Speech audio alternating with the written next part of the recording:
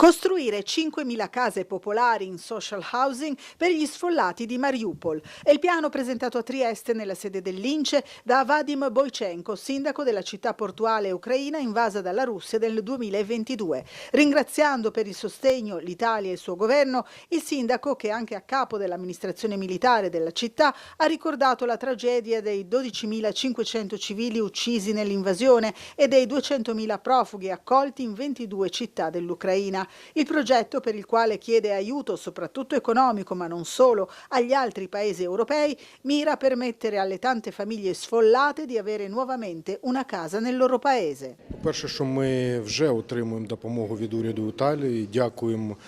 Stiamo già ricevendo il sostegno e il supporto dell'Italia all'Ucraina. Questo supporto ci aiuta a difendere quei principi importanti, la democrazia. Dunque il nostro obiettivo è costruire 5.000 abitazioni, creando anche la fiducia dei nostri partner internazionali. E questo progetto è stato da noi presentato, abbiamo avuto l'onore di presentarlo alla conferenza internazionale per la ricostruzione dell'Ucraina. E dunque il progetto, che è nato in Italia, speriamo che avrà anche il contenuto italiano, il supporto italiano, tecnologia italiana. Nell'Ince del 1996 l'Ucraina ha fin dall'inizio del conflitto il sostegno dell'iniziativa centroeuropea, come hanno spiegato il segretario generale Franco Dalmas e il vice segretario Yuri Mushka. Ho visto una profonda lucidità e visione e orgoglio nel difendere il popolo ucraino e nel dare la dignità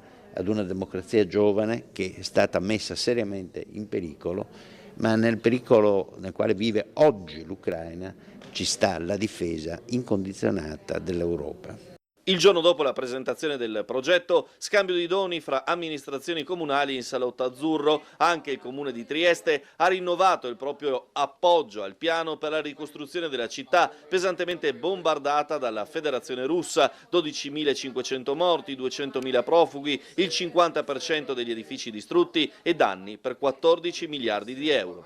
Ince da sempre da sempre assunto una posizione molto chiara nella condanna dell'invasione sovietica e quindi della condanna della lesione del diritto internazionale, quindi ad uno Stato sovrano, qual è l'Ucraina.